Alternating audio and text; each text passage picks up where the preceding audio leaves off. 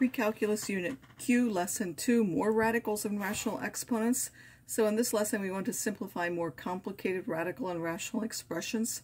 You cannot have any radicals in the denominator of a fraction. So to remove one, you're going to multiply by whatever you need to make the radical in the bottom a perfect power.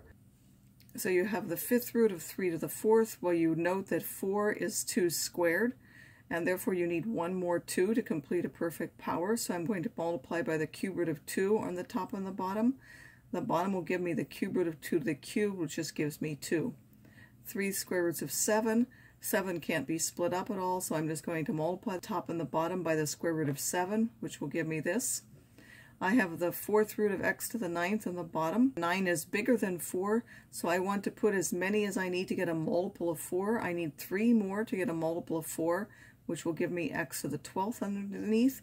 And then the fourth root of x to the 12th will give me x cubed. Again, this is an even root of an odd power, so I couldn't have a negative in there to begin with because it's in the denominator. I need x bigger than 0. If I have the cube root of x to the 4th over y, again, I can't have just the y in the bottom, so I need to multiply by 2 more on the top and the bottom. And then I can simplify this x to the 4th underneath by splitting it up into x cubed and x. Again, the largest multiple of 3 that comes out of 4. That cube root of x cubed comes out as x, and then I get xy squared left underneath, and this will give me a y. Again, because it's cube roots, I don't need to worry about negative numbers. I really should have said here for y not equal to 0 because I can't divide by 0 there. And then I have the fourth root of x squared over 9y cubed. Again, 9 is 3 squared, and this is y cubed, so to get to a multiple of 4, I need 2 more 3's. I only need 1 more y. I'm going to multiply by that fourth root on the top and the bottom. Then I'm going to combine these two. This is the fourth root now of 3 to the 4th and y to the 4th. That comes out as 3y. Again, x here is squared, so it could be negative.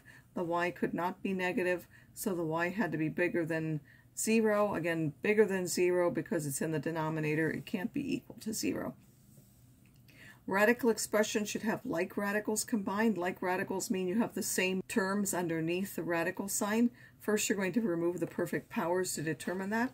They don't look like that, but 125 is 25 times 5, where 25 is 5 squared, and 45 is 9 times 5, where 9 is 3 squared. So this square root of 5 squared comes out as 5, so I get 5 square roots of 5.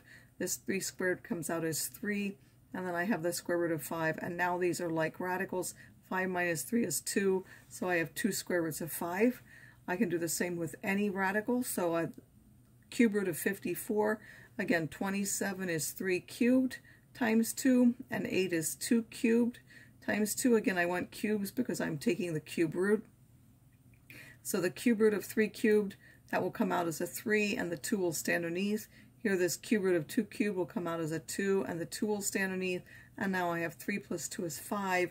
That's 5 cube roots of 2. We also have rational exponents. We know that this radical form may be written in rational exponent form as 1 over whatever that happens to be. And we have different expressions for the m on the top and an n on the bottom. That's a fraction. I can do the mth power first and then take the nth root, or I can take the nth root and then do the m power. This is written as rational exponents, and I can write that in radical form as these. So all 5 of those are equivalent. Now if I want to combine these into one radical form, this is a 4 on the bottom and this is a 2. I have to make them both the same. Then that's going to be a fourth root. Then this would be an x cubed and a y squared, and then I can put that into a radical form. This is 5 times x 10 to the cube, so the 5 is not part of that. X to the 10, that's now to the 1/3, so that's the cube root of x to the 10th. And even though it didn't ask me to simplify, I could now simplify that because this part is x to the 9th, again, biggest power of 3 that's underneath there times another x. Cube root of x to the 9th is x cubed, and that would now give you x cubed cube root of x. Again, it's an odd root, so we don't have to worry about positive or negative. This minus 5/7, well, first of all, that would go to the bottom, and then I could take that's the 7th root of x to the 5th.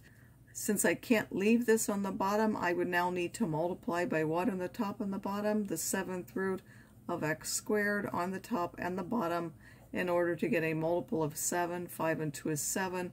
The top part would just give me the 7th root of x squared. This would give me the 7th root of x to the 7th, which is just x.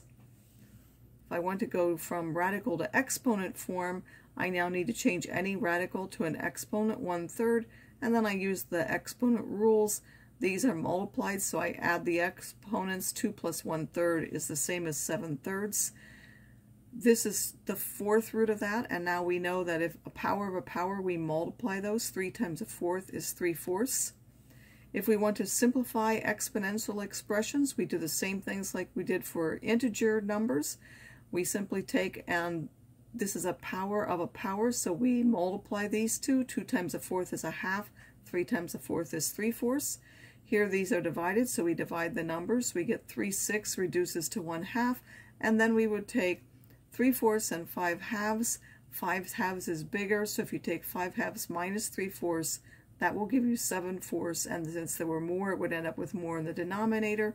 Or you could do 3/4 minus 5/2 and find that that power is minus 7/4, and because it was negative, that means that's now x to the minus 7/4 on the top, and therefore it would move to the bottom as a negative.